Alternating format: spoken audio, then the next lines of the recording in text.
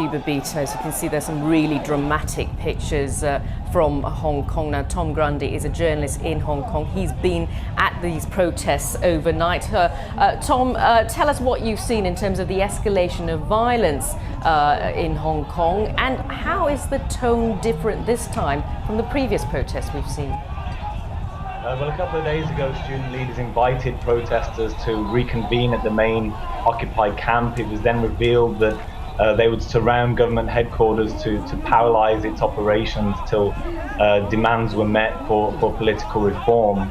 It was then that a key thoroughfare to the rear of the headquarters was repeatedly invaded by pro-democracy protesters. Traffic brought to a halt. Many of the protesters wore goggles and helmets, dragging barricades into the underpass. Around 7,000 police have been deployed, 4,000 of which around the Admiralty camp near government headquarters. And aside from 45 arrests, there was multiple injuries also on both sides. So somewhat of an escalation compared to previous weeks. Now, you say this is an escalation. Of course, the Hong Kong authorities and Chinese had hoped that these protests would start to dwindle out, as we had actually seen in previous weeks. So what does tonight's renewed confrontation mean? And what are you hearing from the protesters there? Well, this seems to be a result of a deadlock within the movement and a debate over the last few weeks about whether things should be escalated, whether people should occupy more areas. And it's also a result of a deadlock between the students and the government, as the government has not budged on the topic of constitutional reform. But many I spoke to, believe that this is drawn out as the courts and the police being applied to solve what is a political problem. But certainly last night with the pepper spray and batons and dog units being deployed, it's been some of the more dramatic scenes we've seen in weeks.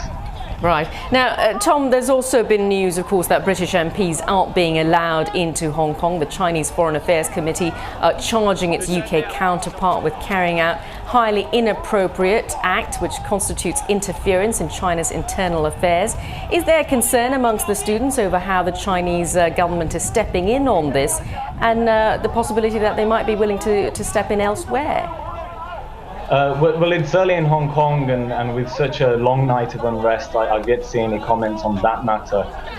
Although Hong Kong has a high degree of autonomy, Beijing is allowed final say on immigration matters. Hong Kongers have been watching the British inquiry quite closely, listening to the city's last colonial governor, Chris Patten, speak in recent weeks.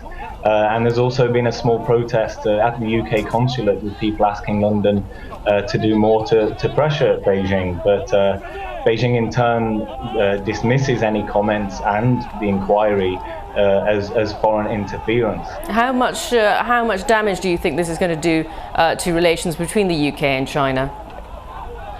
Well, there is obviously a lot of trade between the two countries. They've been very moderate, perhaps, in Britain on commenting upon this, but there does seem to be some upset and some confrontation diplomatically, as there has been just on the streets last night here. Now, Tom, you talk about the deadlock earlier between the protesters, between the authorities. Is there any way out of this? Of course, we have seen these protests continue now for months.